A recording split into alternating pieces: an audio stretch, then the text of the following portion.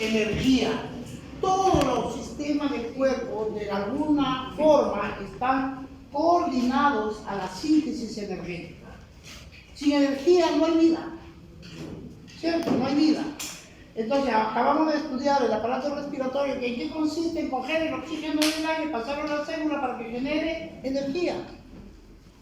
Más adelante vamos a ver el aparato digestivo. Ingestión, digestión, absorción, envían glucosa para formar energía.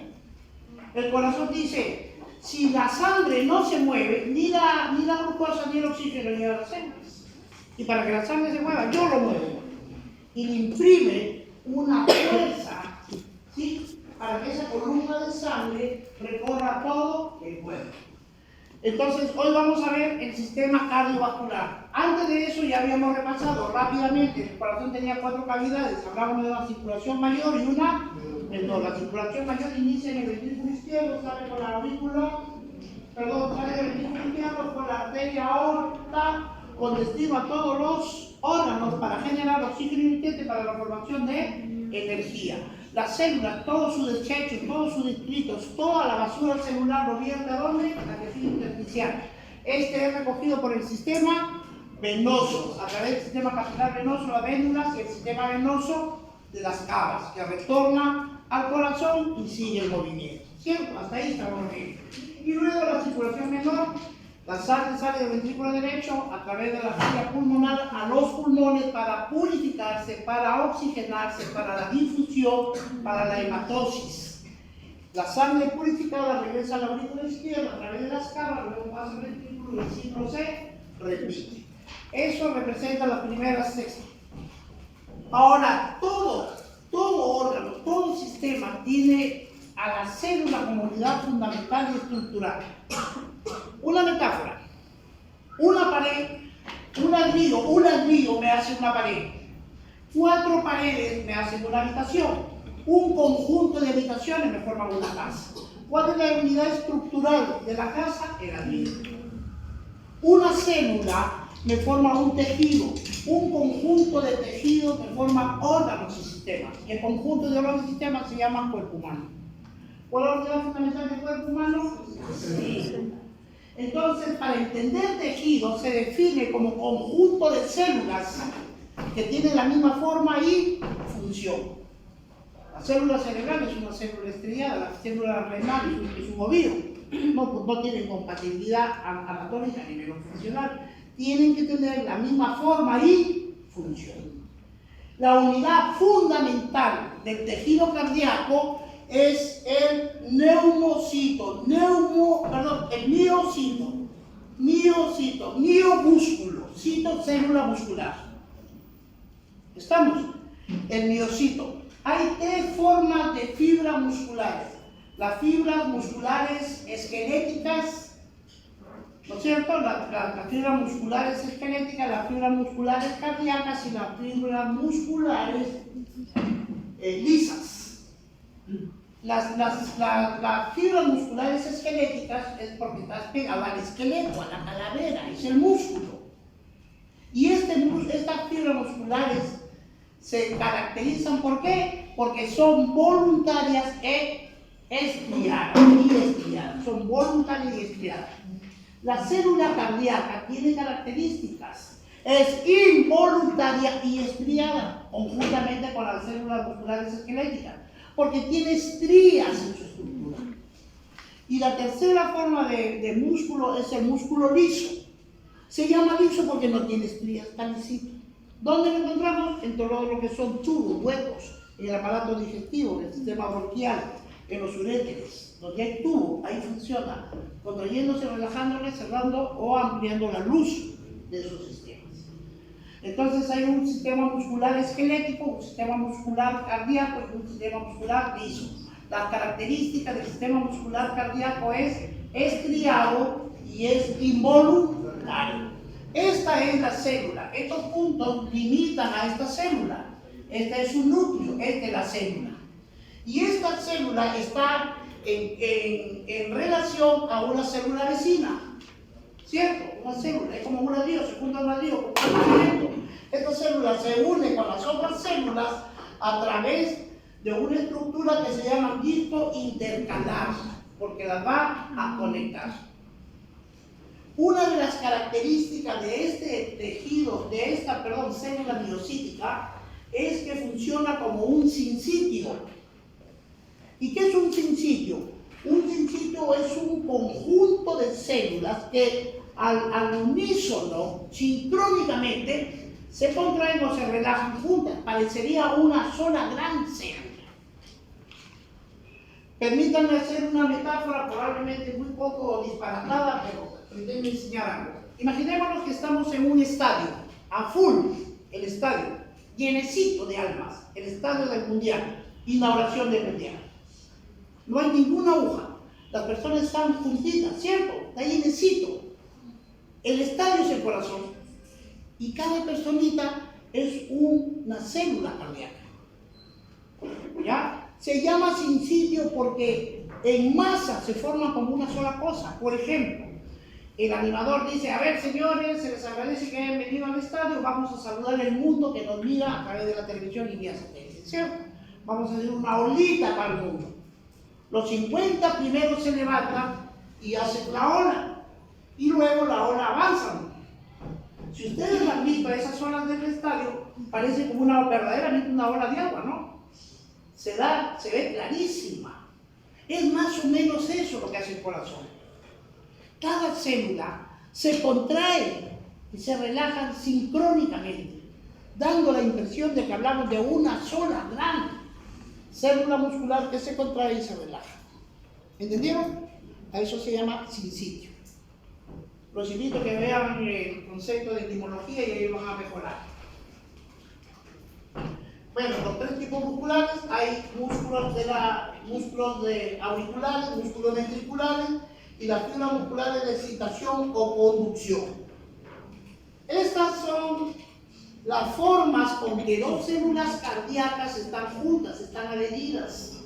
¿Sí? Son dos vecinas que se unen a través del disco intercalar por 4 mecanismos. Uno, por una fascia de adhesión, se adhieren.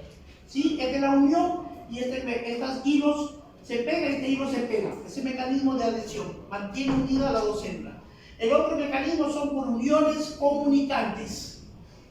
La tercera son por desmosomas, son anclas en ambos lados de la célula para mantenerlas juntas. ¿Sí? Y esta es la matriz contráctil.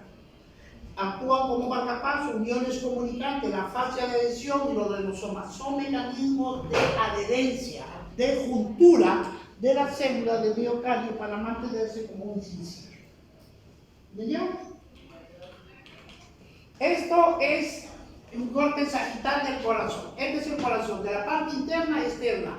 Endocardio, miocardio y epicardio. Endocardio, miocardio, epicardio. Y afuera está el pericardio. Hay 3 grandes serosas en el cuerpo: la pleura, el peritoneo y el pericardio. Cuando la pleura, la lámina visceral y la parietal se llenan de agua, se habla de derrame pleural. Cuando el pericardio, la lámina visceral y la parietal se llena de agua, se llama derrame pericardio. Y cuando el peritoneo se llena de agua, se llama derrame peritoneal o ascitis. ¿Quedó claro? Entonces, vamos a hacer rápidamente este ejemplo. Imagínate que yo agarro una papaya y la meto dentro de una bolsa negra y aquí la tengo. La bolsa negra se llama pericardio. Saco la papaya y la pego. La cascarita es el epicardio. El grosor es el miocardio. Si yo lo abro en la parte interna lisa, ahí están las pepitas. Ese es el endocardio, miocardio, epicardio y pericardio. Es la bolsa que contiene el corazón. ¿Quedó claro? Queremos que entiendan esas estructuras. Hay 2 términos que a veces nos llevan a error: el subepicárdico y el subendocardio. Si este de aquí es el endocardio, debajo de este subendocárdico compromete el miocardio. Este es el epicardio, subepicardio, debajo del epicardio compromete el miocardio. Hay infartos que están en la parte externa o hay infartos que están en la parte interna. Hay infartos subepicárdicos, subendocárdicos, y cuando el infarto es masivo y compromete todo el ancho, se se llaman infartos transmurales. Todo el ancho del miocardio lo comprometió. Muy bien. Y luego vamos a encontrar, tiene unos filamentos de actina y miosina. Chicos, un paréntesis. La verdad, yo, bueno, personalmente yo decepcionaba, ¿eh? De 300 ni 30 no tomaba. Ni 30. Leí debajo de 3,5 están jalados. Hay poco porcentaje entre 11 y 13,5. Leí que están debajo de 9, 7, 6, 4. ¿No? ¿Eso qué pone en evidencia? El examen verdaderamente no fue difícil. Solamente lo que han leído sabían analizar. Yo los invito de ahora, estudien, chicos, porque ayer que conversábamos, en verdad es una pena, ¿no? Porque si el siguiente examen va a pasar lo mismo, la idea es ojalá tengo que bajar ese nivel poquito, poquito. Porque esos estándares están lejísimos. Yo no dudo de sus capacidades. Lo que yo dudo es de su desorden, que no tienen por algo para estudiar. No están estudiando, no leen. Bueno, seguimos. Entonces, la actina y la miosina son proteínas contráctiles. Actina y miosina son proteínas contráctiles. Y se contraen al igual que el estriado y realizan movimiento de giro durante la sístole. En la capa externa del subepicárdico, debajo, subepicárdico, subendocárdico. Hay una espiral, una espiral a la izquierda y la subendocárdica hacia la derecha. Esto se supone que lo han tenido que estudiar en anatomía. Pero para estar en contexto. Mi abuelo, yo me acuerdo que por cochillear nos estábamos en un montón de movimientos y mi abuelo agarraba una manzana y se ponía a pegarla. De tal manera que sacaba la cáscara completita. No le botaba, sacaba y la cáscara estaba así, como un bucle. ¿Sí? Y a veces la cogía, algunas veces llegaba, otras no, lo ponía y la cáscara se buscaba la forma original, como si fuera una manzana, y se doblaba. ¿Me entienden? Exactamente así es el corazón. Si nosotros cortamos el miocardio, no es por pedazos, el miocardio es enroscado, en bucle, en espiral. ¿Me van a entender? En ese contexto me dice, la subepicárdica es una espiral a la izquierda y la subendocárdica espiral hacia la derecha. Cuando lo lean, espero que lo lean, lo van a comprender. Si no lo leen, para ustedes seguirá siendo un gran misterio. Muy bien, seguimos. La sístole origina movimiento de torsión del ventrículo izquierdo y la diástole lo desenroca, basado en la estructura, en el bucle del miocardio. Bien, para entender esta figura, porque si lo leo, todo el mundo pierde.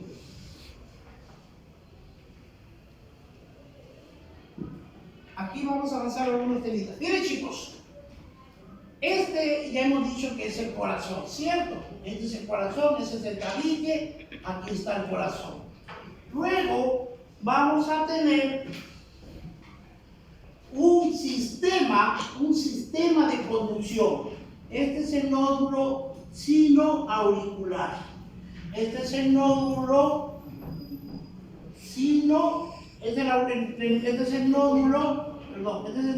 aurículo ventricular.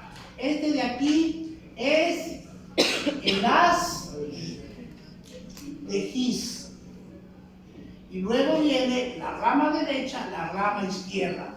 Y luego viene la rama de Purkinje. Ese es un sistema de conducción. Esto es una gran autopista. Conducción. ¿Y quién conduce un auto? ¿Cómo se llama el auto? Impulso nervioso. El corazón tiene tres capacidades: la capacidad de excitabilidad, de conductibilidad y de contractilidad. ¿Qué es la excitabilidad? Es la capacidad del corazón de generar un impulso nervioso. ¿Qué es la conductibilidad? Es la capacidad de conducir al impulso nervioso. ¿Y qué es la contractilidad? La capacidad del corazón de responder al impulso nervioso. Pero el corazón, estúdienlo y entiéndanlo desde dos perspectivas: mecánicamente, contracción y relajación muscular, y desde el punto de vista eléctrico, el impulso nervioso y los electrolitos. ¿Ya? Muy bien. Entonces, en condiciones normales, chicos, en condiciones, ya saben que el miocino tiene una estructura larguita, ¿no es cierto? No la vamos a dibujar tal cual, pero esta es una célula cardíaca. Lo que tienen que saber es que toda célula está en reposo, y la célula en reposo tiene un potencial de reposo. Y cuando la célula entra en acción, se llama potencial de acción.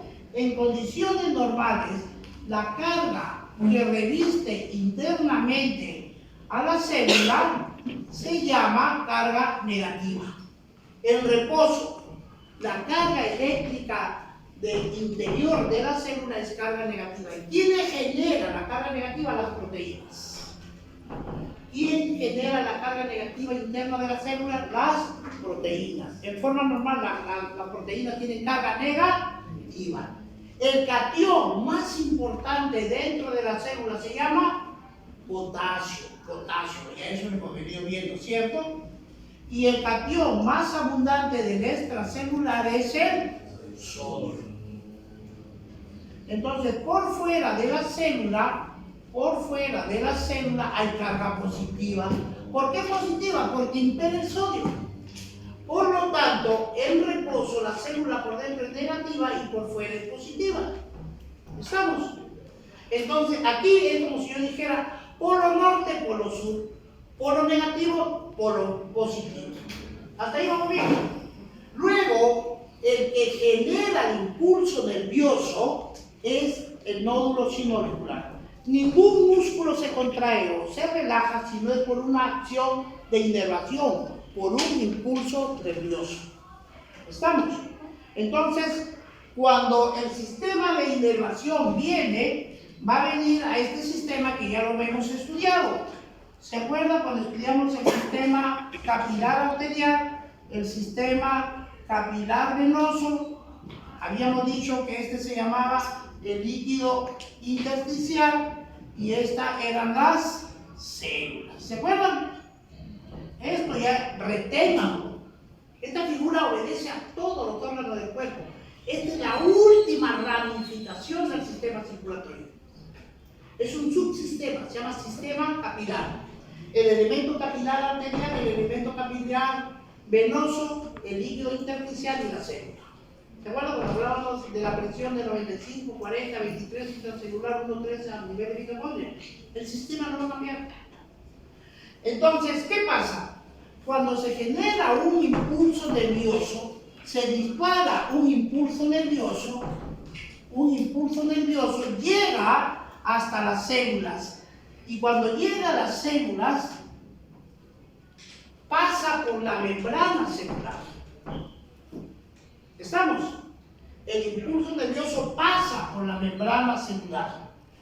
Es como una cuerda de guitarra. ¡Pling, pling! Y quiero que entiendan lo siguiente. ¿Cuál es el efecto del impulso nervioso sobre la membrana celular? Apertura los canales iónicos. Apertura los canales iónicos.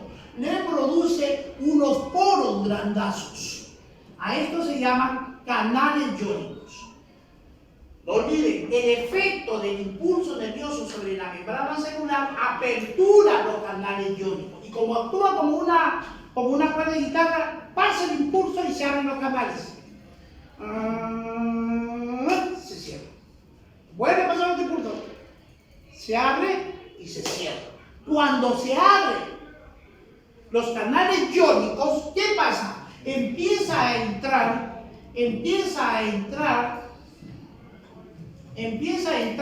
y a salir iones. Salen y entran iones. ¿Estamos? Pregunto, ¿la célula sigue repolarizada? Ya no. Rompe su polaridad y se vuelve polarizada. Y la despolarización es sinónimo mecánicamente de una contracción muscular.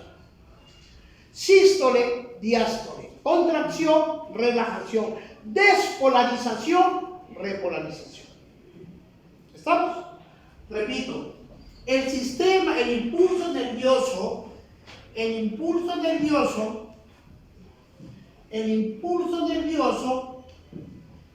pasa por las membranas, ¿no es cierto? Por Purkinje, estamos hablando del corazón, pasa el impulso nervioso mecánicamente como una cuerda de guitarra, abre los canales iónicos y se cierra. Cuando se abren los canales iónicos, luego ¿qué sigue? Hay un flujo de entrada, y salida de iones. Básicamente entra sodios, ¿no es cierto? El sodio, entra sodio, que es positivo, sale las cargas y se rompe esa polaridad. Y a eso se llama despolarización, que se traduce como contracción cardíaca. ¿Quedó claro? En reposo, las membranas son cargas negativas. Por lo tanto, en un potencial de membrana, cuando la membrana está cargada negativamente, tiene un potencial de membrana. Y es aproximadamente menos 90 milivoltios. Para algunos, menos 85 milivoltios. ¿Estamos? Es una carga negativa. Pregunto, ¿cuál es el efecto del impulso nervioso sobre la membrana celular? Apertura de los canales iónicos. ¿Qué trae como consecuencia la apertura de los canales iónicos? Flujo de entrada y salida iónica. ¿Y cuál es la consecuencia de la entrada y salida iónica? El rompimiento de la polaridad y genera la despolarización, que significa contracción. ¿Quedó claro? Espero que lo entiendan para que cuando vayan a leer les ayude mucho, porque a veces ahí nos ponemos trabas. Muy bien, entonces este es un potencial de membrana.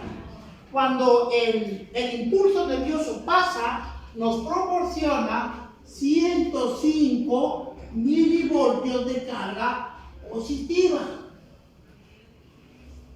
Si la célula estaba en carga negativa, ¿no es cierto? Y empieza a entrar el sodio, que es básicamente positivo, entonces se genera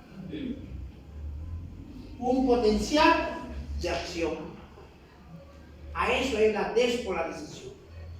¿Entendieron? Este es un potencial de reposo y esta figura de azul es un potencial de acción. ¿Y por qué se produce?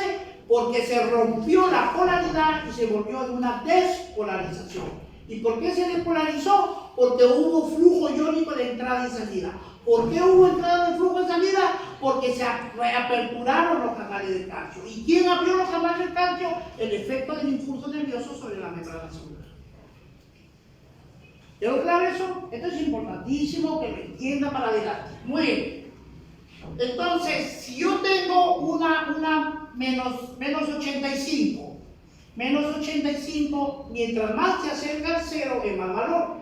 Menos 85, menos 75, menos 65, menos 55, menos 45, menos 35, menos 25, 15, 0. Más 5, más 10, más 15, más 20. Si yo parto con un negativo de menos 85 y el impulso nervioso me da 105, yo resto. ¿Cuánto me sale? Más 20. ¿Sí o no? 105 menos 85 más. ¿No es cierto? Signos iguales se restan y se ponen de mayor valor absoluto. ¿Sí? Entonces, desde menos 85 menos 90 va a llegar a la puntita con más 20 milivoltios. Desde aquí hasta acá. ¿Por qué llegan a 20 milivoltios? Porque el impulso le proporcionó 105 milivoltios. ¿Quedó claro? Vamos a aprovechar la figura. En esta figura, que es la despolarización o contracción de las aurículas y de los ventrículos, hay 4 fases. Esta es la fase 0, esta es la fase 1, esta es la fase 2, esta es la fase 3 y esta es la fase 4. ¿Por qué se caracteriza la fase 1? Porque hay una entrada rápida de sodio. Ahí la mando ahí. Debería ser un solo sodio, una cruz de sodio, porque tiene una valencia. Entonces, la característica en la fase de despolarización, en la fase 0, ¿cuál es la característica de la fase 0? Entrada rápida de los canales de sodio. En la fase 2, hay una salida, así como culebrita, porque representa lentitud. ¿De qué? Del potasio. ¿De qué potasio abunda? Mucha carga positiva. Y el potasio, para mantener el equilibrio eléctrico de la célula, empieza a salir de forma lenta en la fase 1. Y en la fase 3 vuelve a salir de forma rápida. ¿Quién? El potasio. ¿Me van siguiendo? La característica de la fase 0, entrada rápida de los iones de sodio. Característica de la fase 2, salida lenta del potasio. En la fase 3, salida rápida del potasio. Y en la fase 2, ¿por qué es importante la fase 2? En la fase 2 es importante porque hay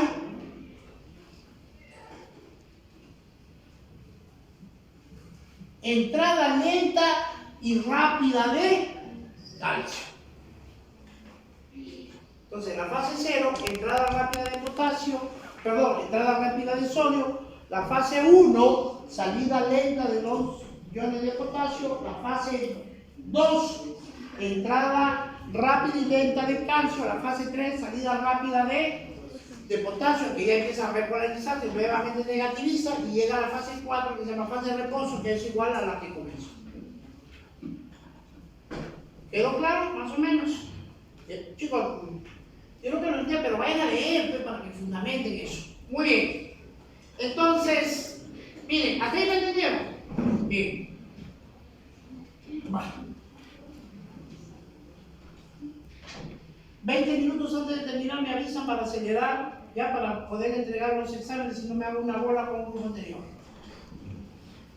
Bien, miren chicos, ya les había dicho que una célula en reposo tiene carga negativa, ¿cierto? Ahí está polarizada, por dentro negativa, por fuera positiva. Está en potencial de reposo, que es igual a menos 85 milivoltios.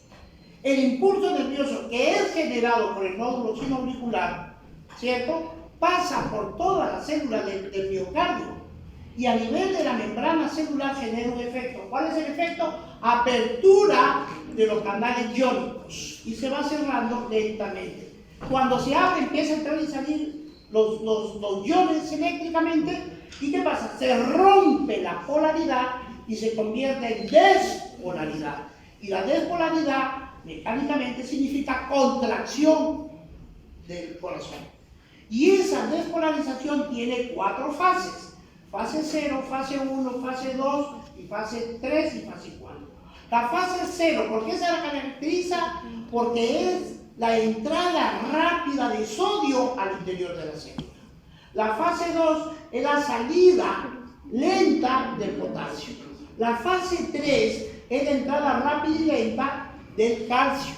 Y la fase 2 y la fase 3 es la salida rápida de potasio.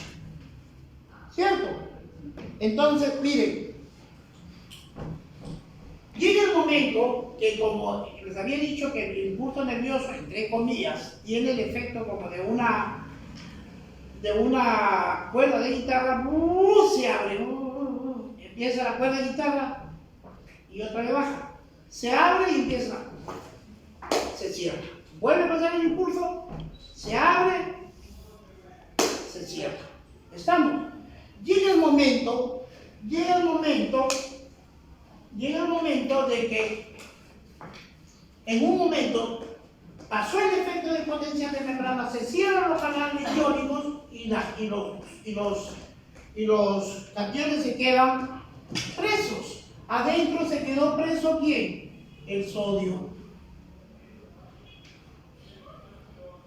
Y afuera se quedó preso ¿quién? En la calle, el potasio. En forma normal, ¿dónde pertenece el potasio? Dentro de la célula. en forma normal, ¿dónde pertenece el sodio?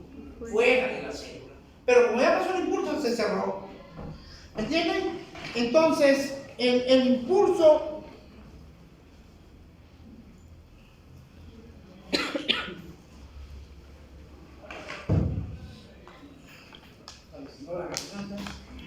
hoy el próximo ciclo ya va a ser de 6 aulas.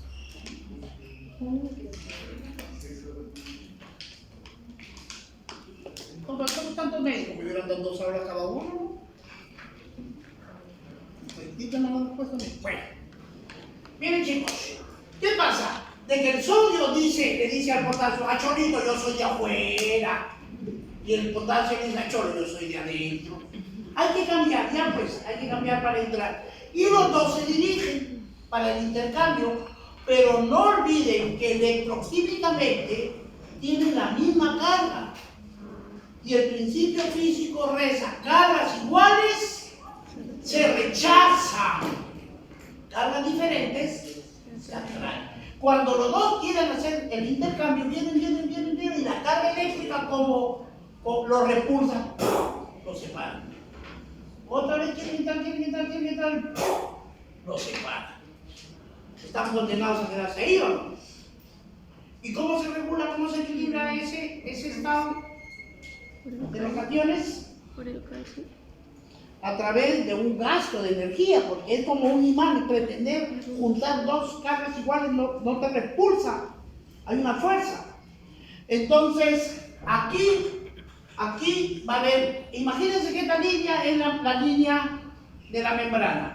Para allá es el líquido extracelular, y desde aquí para adentro es el líquido intracelular. ¿Quién quedó atrapado adentro? El sodio.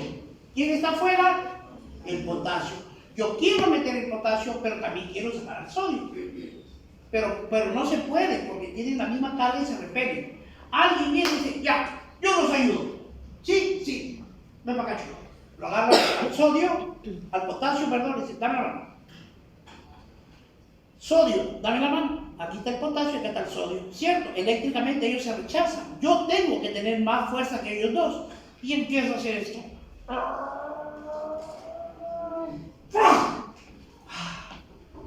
Entró el potasio y salió el sodio.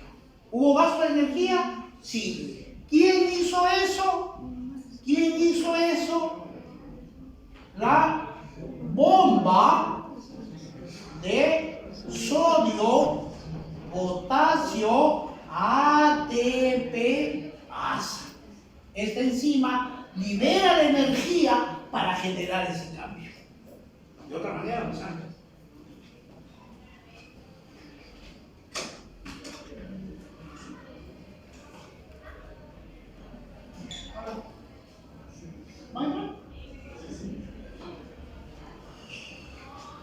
¿Me entendieron?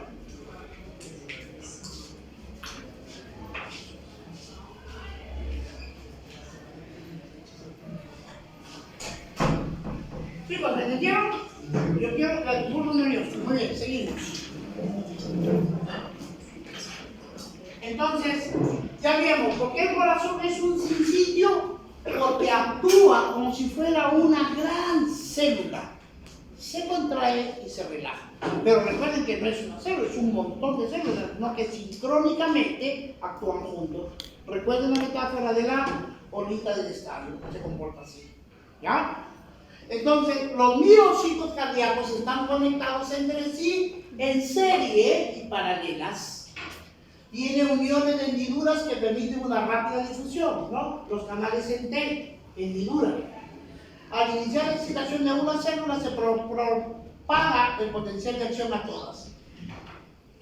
Si no hubiera dicho esto, no me iban a entender. Ahora, con la explicación anterior, la célula está en reposo, tiene carga negativa. Estas lucecitas es el impulso nervioso, pasa por la membrana, que genera apertura de los canales iónicos. Cuando los canales iónicos se aperturan, ¿qué pasa? Intercambio de una difusión iónica. Se rompe la polaridad y se despolariza. Y eso genera la contracción.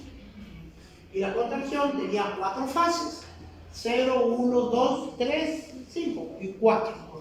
La fase 0, ¿cuál es su característica? La entrada rápido del sodio. Fase 2, salida lenta de potasio. Fase 1, salida lenta de potasio. Fase 2, entrada rápida y lenta de potasio. Fase 3, salida rápida de potasio. Cuando ya sale potasio, como el potasio es positivo, si sale, entonces la célula recupera su negatividad y vuelve a la potencial de reacción. ¿Estamos?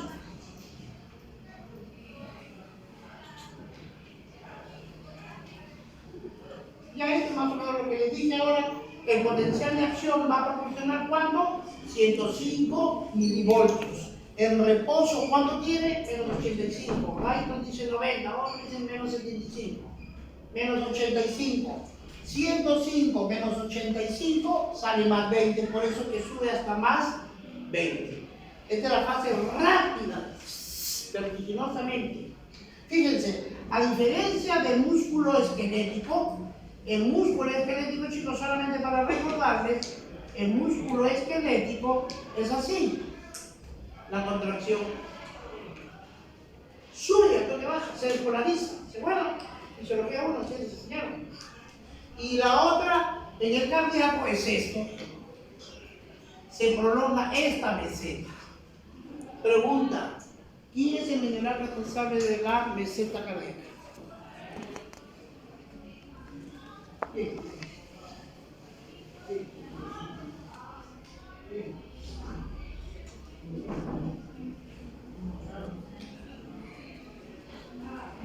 Bien.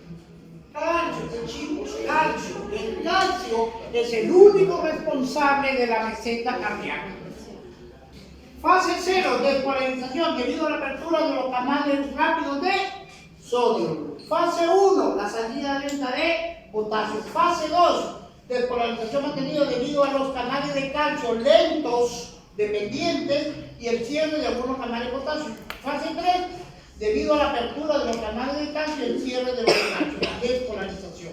La parte verde es despolarización, contracción cardíaca. La fase roja es la repolarización. Cuando empieza a salir el potasio va ganando negatividad internamente de la célula, por eso que vuelve a polarizarse. En este periodo hay un periodo refractario absoluto, significa que no puede generarse otra contracción. Y acá hay un periodo refractario relativo. ¿Qué es un periodo refractario? Es el tiempo mínimo que tiene que descansar para que se genere el impulso. A ver, vamos a hacer una comparación. Ya son adultitos, si no nadie me va a estar aquí en plan de broma ni de jodas. A ver, en el acto sexual, el varón en el acto sexual eyacula o no eyacula, claro. Y después de la eyaculación necesita un periodo refractario. ¿Qué es el periodo refractario? Es el tiempo mínimo que tiene que descansar para mantener otra erección. Y a veces en las sociedades machistas como la nuestra, cuando los tíos se emborrachan, oh, ese chola, yo le empuño 3 años. Y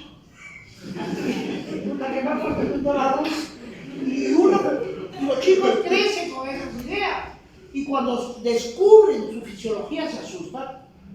¿Por qué? Porque eyaculan y necesitan un tiempo mínimo para tener otra erección. Y ellos dicen, y mi tío, 3 amigos, yo una, ¿qué me pasa? Estoy enfermo. Ah, pues fisiología, el otro es boca suelta. ¿Me entendieron qué periodo refractario? Es el tiempo mínimo, igualito que aquí la refractariedad. No puede generarse otro impulso, tiene que tener un espacio de descanso. ¿Entendieron? De ahí que me pregunte, ¿qué es el tiempo, el periodo refractario cardíaco? Ahí depende de la eyaculación. ¿Ah?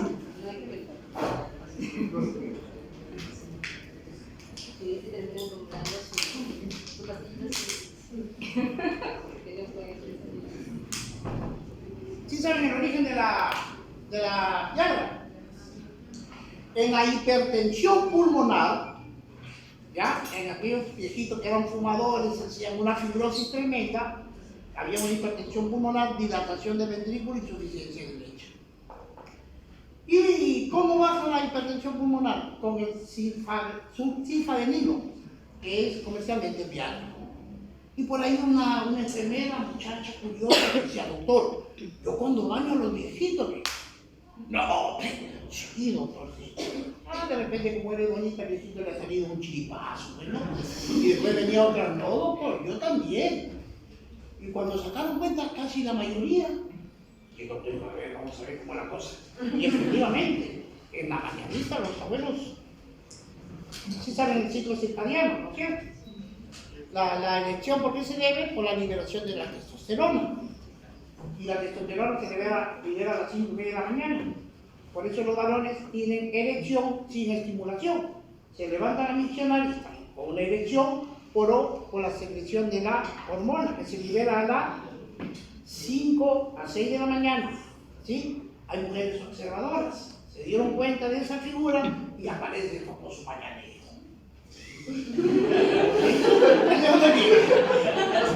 Porque ahí no se pierde, porque era fisiología pura. Entonces, eso es. ¿Y qué pasaba? Efectivamente, mandaron a ver el Viagra, lo estudiaron. Fue el laboratorio Pfizer que encontró el principio activo. Y empezaron a repartirlo a todo el mundo. 6 meses después venía la crítica. Oye, tal sitio los viejitos también se mueren, también se mueren, paren de parar. Pararon la venta. Pero ¿qué pasaba? De que el sildenafilo produce una dilatación. Recuerden que la mecánica de erección en las venas arteriales entra la sangre, el flujo, ¿no es cierto? Y se genera la erección. Pero todo es con la imaginación. Pasa algo, un estímulo, el pata se recrea, viene el nervio, abre la apertura de la válvula, entra la sangre y se genera erección. ¿Qué pasa con los diabéticos?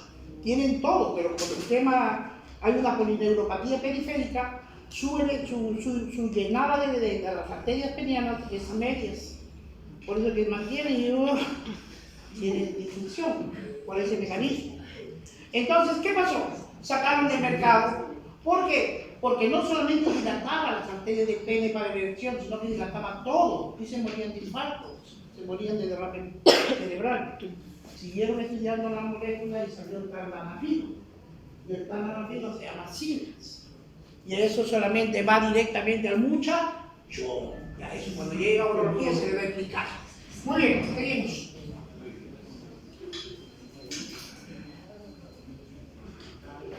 A ver, en este caso, chicos, recuerden, la fase 0 es de despolarización. ¿Por qué se produce despolarización? Por la entrada rápida de sodio. Fase 1, la fase temprana de repolarizar. Porque cuando sale la carga positiva, el interior de la célula da la carga negativa y tiende a repolarizarse. Por eso se dice temprana de repolarización. La fase 2 es la meseta, dependiente de quién? Del calcio. Y la fase 3, repolarización rápida, con la salida rápida de potasio. Y en la fase 4, periodo de tiempo entre los potenciales de acción, el periodo refractario. ¿No es cierto? Hay un periodo refractario absoluto, no se puede generar. Tiene que esperar un tiempo para que se genere el impulso. Cuando vayan a la clínica, sí le vamos a decir que hay un periodo relativo. Si puede, antes de llegar a la meseta, muy disparada. Y eso se llama taquiarritmia. Lógicamente es una patología cardíaca. Posteriormente se les enseñará. Muy bien. Esta es la fase 1. Perdón, la fase 0. ¿Cuál es la característica de la fase 0? Recuerden, este es como cerrito, este es una contracción del músculo esquelético. Y la de arriba es contracción del músculo cardíaco. ¿En qué se diferencia? Por la meseta. ¿Quién genera la meseta? El calcio. Es la salida de la repolarización lenta por la salida de potasio, la entrada de calcio, la salida rápida de potasio, se quedan atrapados y entra la bomba de sodio y potasio. ¿Entendieron? ¿Entendido? Muy bien. Velocidad de conducción del periodo refractario del impulso cardíaco. Chicos, una vez que el impulso nervioso se pasa por la aurícula ventrículo, ¿cierto? Entonces la velocidad de conducción de la señal de potencial de acción excitador a lo largo de las fibras musculares, auriculares y ventriculares va a una velocidad de 0,3 a 0,5 metros por segundo. Si nos pregunta, ¿cuál es la velocidad de potencial de acción a nivel del ventrículo? 0,5 metros por segundo. Las aurículas 0,3. Y a nivel de Purkinje, hasta 4 metros por segundo, muchísimo más rápido. ¿Estamos? Luego, el periodo refractario, ya saben, es un intervalo de tiempo durante el cual un impulso cardíaco normal no puede reexcitarse o generar otro estímulo, ¿no es cierto? En una zona ya excitada del músculo cardíaco. El periodo refractario del músculo auricular es mucho más corto que el de los ventrículos, aproximadamente 0,15 en las aurículas y en comparación con los ventrículos de 0,25 a 0,30. Hablamos del periodo refractario, no confunda la velocidad del impulso con el periodo refractario a nivel auricular y ventricular. Por eso vean bien, chicos, vean bien. Bueno, que no sé, no creo que tengan problemas de entender, tienen problemas de programar. No se programan, chicos. Machotes lo dejan todo para uno. No funciona, no funciona. A ver, vamos a hablar un poquito del calcio. Y antes del calcio, yo quiero darles un par de elementos para entender. Ya les he dicho, porque si me vengo a leer las láminas, pierdo el tiempo yo, pierdo el tiempo ustedes y no hay identidad. Bien, miren, recuerden que en el corazón hay dos proteínas contráctiles que producen contracción o relajación: es la actina y la miosina. La actina es una capita delgadita, flaquita, que es gelatina. Y la miosina es una capita más gruesa. ¿Ya? Y cuando la actina y la miosina se enganchan, y ahí vamos a ver su mecanismo, se enganchan, cuando se enganchan, se contraen. Pero en reposo hay una proteína que bloquea ese enganche. ¿Cómo se llama? La troponina. Hay 3 tipos de troponina: la troponina T, la troponina I y la troponina C. La troponina T y la troponina I, nosotros en la práctica clínica lo medimos para ver y corroborar un infarto cardíaco. ¿Ya? Y la proteína C es ese puntito negro que impide que la actina y la miosina se contraigan. ¿Qué hace? Viene un caballero que se llama calcio. El calcio viene y le dice: fuera de aquí, fuera de aquí, fuera de aquí, y la bota. Como lo desplaza, se genera la contracción. No olviden, ¿cuál es el efecto del calcio sobre el músculo? Contracción cardíaca. ¿Cuál es el efecto del calcio sobre el músculo? En un estado de hipercalcemia, el músculo se contrae y se queda el hijo cholo pegado ahí. Es una tetania, ¿no es cierto? Es cuando te dan calambres. A veces te dan calambres y duele, porque se queda tetania. No es que gasta la energía, se acumula ácido láctico y pirúa, ese es el ácido láctico que quema. Pues. Muy bien. Entonces, este es el sarcolema. Se llama sarcolema a la membrana celular en el miocito. Cuiden esos pequeños detalles, ¿sabes? No dice membrana sarcolema. Entonces, hay unos túbulos transversales, unos envaginamientos. Entonces, así como el impulso nervioso aumenta a los conductos iónicos, ¿cierto? Se abre y se cierra. Y cuando se cierra, ¿se acuerdan que se quedaba atrapado el sodio adentro y el potasio afuera? Así también sucede con el calcio. Pero el calcio, cuando se queda atrapado, normalmente el calcio es extracelular. El calcio es un catión predominantemente extracelular. Cuando se queda atrapado, va y se esconde en el retículo sarcoplámico. Ahí está escondido. ¿Sí? Para entenderlo, así, para valga la vulgaridad. Como está escondido, él no sabe en qué momento tiene que salir para desplazar a la troponina C. No sabe. O sea, obligadamente tiene que entrar un calcio de afuera para avisarle a él que se active. ¿Entienden? En el periodo de reposo, mucho calcio se queda intracelularmente. ¿Dónde se expone? ¿Dónde se almacena? en el ventrículo claro. ¿Actúan directamente? No. Tienen que dar un calcio extra para activar lo que está guardado y nuevamente se active la despolarización. La duración de la contracción del músculo cardíaco depende principalmente de la duración del potencial de acción, incluyendo la meseta, 2 segundos, y esto vamos a ver más adelante. El ciclo cardíaco. Miren chicos, el ciclo cardíaco, así como se acuerda, ventilación, inspiración, expiración, 2 fases de la ventilación. El ciclo cardíaco también tiene 2 fases, sístole, diástole. Nada más, se vuelve a repetir, sístole, diástole. Una sola contracción y relajación se llama ciclo cardíaco. Es un ciclo nada más, sino que este ciclo se repite. ¿Quedó claro? El ciclo cardíaco, sístole, diástole. Hay un tiempo que permanece contraída y hay un tiempo que permanece dilatada. Entonces yo puedo hablar de un tiempo de duración del ciclo cardíaco. ¿Estamos? Muy bien. Entonces, el ciclo cardíaco es iniciado por el potencial de acción que es generado ¿por qué? Por el nódulo sinoauricular, desde la aurícula a los ventrículos, tienen un retraso de 0,1 segundo. ¿Por qué? Cuando se da la sístole, no es que sincrónicamente se contrae la aurícula y el ventrículo. No. Primero el auricular y luego el ventrículo. ¿Sí? No es sincrónico. ¿Es? ¿Sí? Con un pequeño retraso de 1/10 de segundo. Permite que la contracción previa, o sea que primero se contraigan las aurículas para llenar los ventrículos y luego los ventrículos se contraen para salir de fuera del corazón, para pasar la sangre de la aurícula al ventrículo. La duración del ciclo, una contracción y una relajación, es inversamente a la frecuencia cardíaca. Esta formulita es simple, por favor, no estudiémosla ahora, porque hay colegas que les gusta poner este tipo de ejercicios.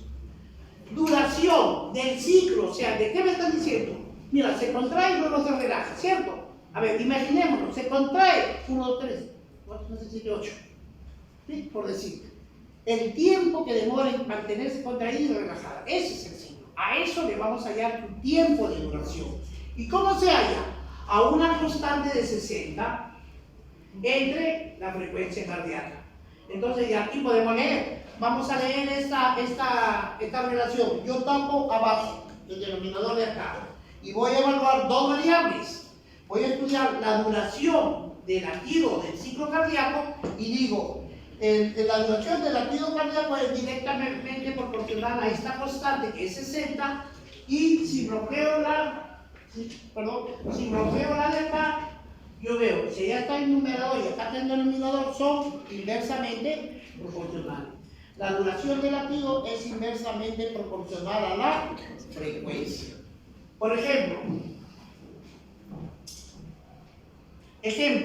si la frecuencia fuera 75 latidos por minuto, ustedes lo único que tienen que hacer es dividan 60 entre 75. ¿Cuánto sale? A ver, ahora. 60 entre 75. ¿Quedó bien?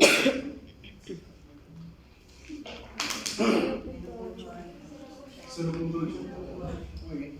¿Cero? 0.8. Ahí está. 0.8 segundos. Si lo multiplica por 1000, 800 milisegundos.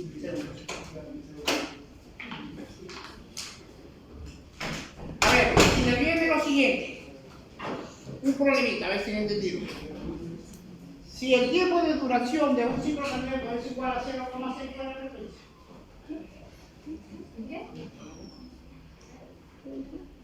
Si el tiempo de duración de un ciclo cardíaco es 0,6, ¿cuál es la frecuencia? ¿Cuál?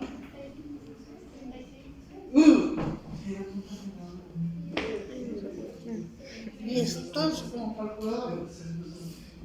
Vamos a ver. 8 por 8, 108, pongo el 8 y llevo 100. A ver, ¿cuándo sale? Es que los comen vivos. 100. Si la duración es 0,6 y me pide frecuencia, la frecuencia cardíaca es igual a 60 sobre la duración. 60 entre 0,6, ¿cuánto sale? 100, 100, 100. El año pasado pusimos una, puta, lo tiramos a la mitad y el doctor dijo, no, pobrecito, 3 ejercicios. ¿Tú crees que lo hicieron? Muchas gracias. Bien, acá chicos hay algo importante que quiero que... Algo importante chicos es con respecto a algunas fórmulas. Como ya estamos en cardiovascular hay que manejar dos conceptos fundamentales. ¿A qué es igual la presión arterial? Al gasto cardíaco por resistencia vascular periférica. ¿Y a qué es igual el gasto cardíaco? Al volumen sistólico por la frecuencia cardíaca. La vez pasada les dije, ¿no es cierto? Hacían igual 70 por 70, 4.900, 5 litros por segundo. ¿Se acuerdan? Muy bien. Entonces, la presión arterial, la presión es la relación que hace la fuerza de la sangre sobre la pared de la arteria o sobre la pared de la cavidad auricular o ventricular, ¿cierto? Muy bien. ¿Y qué es la resistencia vascular periférica? A veces no entienden qué es la resistencia. ¿Y quién sabe qué es la resistencia vascular periférica? A ver, vamos a poner un ejemplo. Los ejemplos son más prácticos que el palabreo. ¿Conocen una manguera de bombero o no? ¿Cómo son las mangueras de bomberos? La manguera de bombero, ¿cómo es? Las mangueras de bombero son las paredes del tubo de la manguera, están plegadas. ¿No has visto que hay por los corredores? ¿Sí? Hay un tubo y están plegadas. Esa es la manguera. Entonces tiene una bocatoma de metal, ¿cierto? Cuando hay un incendio, rompen eso, los bomberos corren y usan una fuente de agua, destapan y lo enroscan en alta presión. Pero las paredes de la manguera están plegadas, ¿no? Entonces sale una columna de agua con mucha presión y conforme va pasando tiene que ir despegando a las paredes. ¿Entienden? Es que las mangueras están plegadas y la columna de agua, conforme va corriendo la misma presión, apertura a las paredes que están plegadas o juntas. Imaginémonos que aquí yo tengo la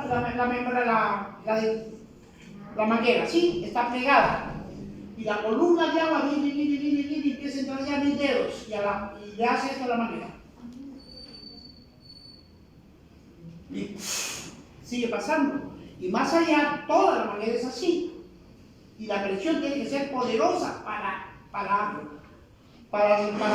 que esta resistencia le gane. ¿Estamos? A eso se llama resistencia vascular periférica. Igual, las arterias, cuando pasa la sangre, tiene este mismo efecto. La columna de sangre tiene que vencer para estirar y ese volumen pueda pasar. No es que las arterias se caracterizan porque tienen distensibilidad en sus paredes. Pero el tubo normalmente se resiste al paso de la sangre. A ello le llamamos resistencia vascular periférica arterial. Y eso se mide como la presión sistólica. ¿Quedó? Muy bien. De la primera fórmula yo puedo despegar lo siguiente o no. El gasto cardíaco es igual a la presión arterial sobre la resistencia vascular periférica. ¿Quedó o no? Claro, porque si yo despejo al gasto cardíaco, este está multiplicando el otro miembro a dividir. ¿Cierto? Y así queda. Entonces yo digo lo siguiente. Si A es igual a B y B es igual a C, entonces A es igual a C, ¿cierto? Y yo planteo que la presión arterial sobre la resistencia vascular periférica es igual al volumen sistólico por la frecuencia cardíaca. ¿Es correcto o no? Sí, es correcto. Jueguen con esas formulitas, porque de eso se va a tratar. Estas fórmulas son vitales. ¿De qué otra cosa vamos a ver? cómo el flujo, la corriente de sangre pasa. ¿De qué depende la velocidad del flujo? Del diámetro del tubo. Si es un diámetro grandazo, pasa a mayor velocidad. Y si es un diámetro reducido, retiene la velocidad. Eso por un lado. Y por otro lado, la resistencia. Cuando la sangre choca a las paredes del vaso, le retiene la velocidad. Esos factores importantes que lo pensemos para cuando posteriormente veamos qué va a pasar. ¿Quedó claro esto, chicos? Aquí para aprovechar.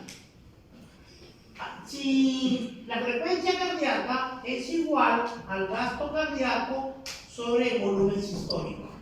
¿Qué pasa cuando la frecuencia cardíaca aumenta? ¿Qué pasa con el volumen sistólico? Están en inversa. El numerador y el denominador son inversos. Si este aumenta, el otro disminuye. Por eso es importante el análisis de esta condición. Cuando un ser humano tiene taquicardia, es cierto, valores normales 60-100, por encima de 100, hasta 120 es permisible. Porque es tolerable, es autorregulador. El dolor te produce una taquicardia en 120. ¿No es cierto? De aquí que vean sus exámenes jalados, van a entrar con taquicardia en 120. ¿Cierto? La deshidratación genera taquicardia en 120. ¿Entienden? El punto de corte, cuando el médico ve que ya pasó los 120, ahí sí nos ponemos moscas. ¿Por qué? Porque mientras más rápido late, el corazón bota poca sangre. ¿No ves que no le das tiempo a llenarse? A mayor taquicardia, poca sangre le llega a los órganos del cuerpo. Y en algún momento, en una taquiarritmia, súbitamente, la persona está en tu casa, de pronto, ¡pum!, se cayó. Le tocas el pulso, está a 1000 por hora. Inmediatamente, lo que tenemos que ver es ponerlo en una condición semiforme, semisentada, para que la lengua, cuando se relaje, no lo atore.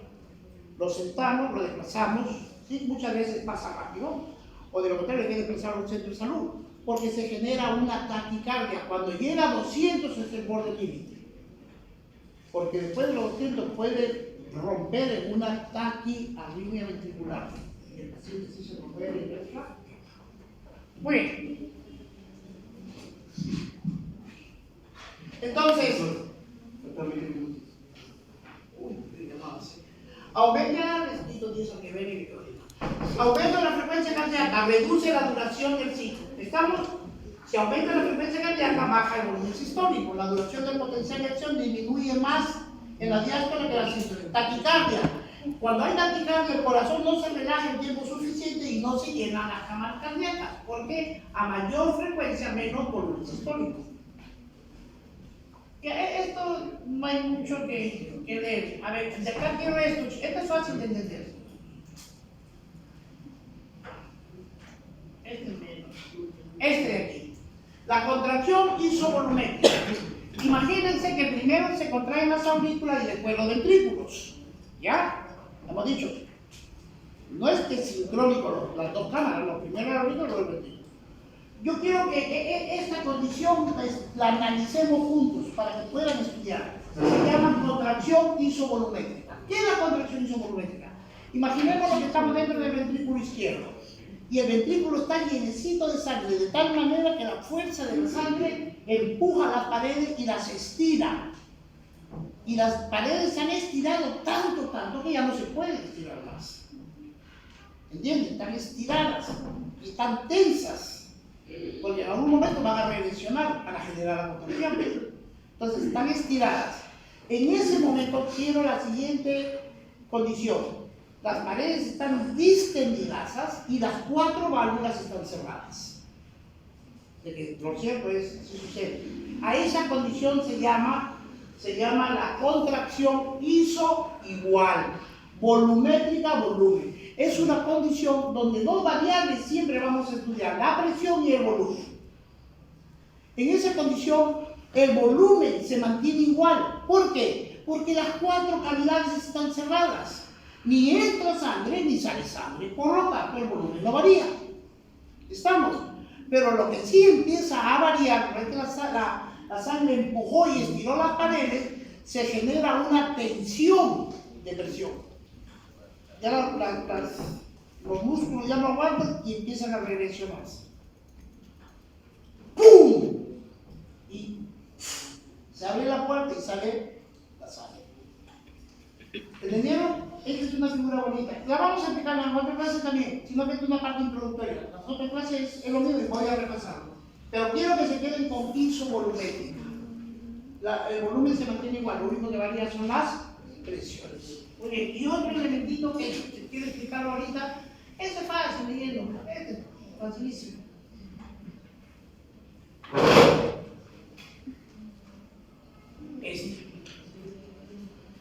Miren chicos, rapidito para explicarlo. Esto es fisiológico, lo que les voy a decir es fisiológico.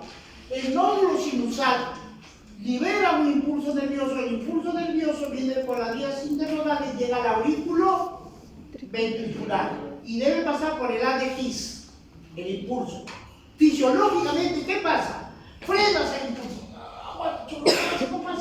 No pasa. Y él lo retiene el tejido fibroso auriculoventricular.